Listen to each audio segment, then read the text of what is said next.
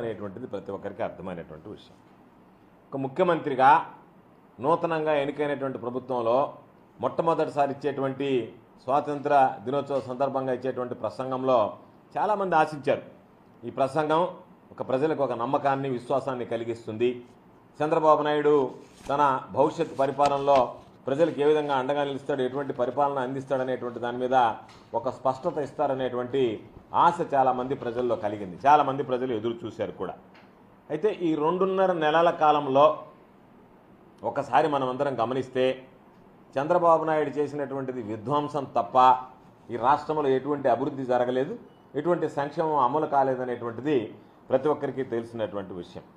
కాబట్టి చంద్రబాబు నాయుడు ఇంతవరకు చేసినటువంటి మంచి పనులు ఏమీ లేవు. అది మనం అందరం గమనించాం, చూసాం. భవిష్యత్తులో చంద్రబాబు నాయుడు ఏమన్నా ఎటువంటి మార్పులు తీసుకొస్తాడు, ఎటువంటి పరిపాలనకు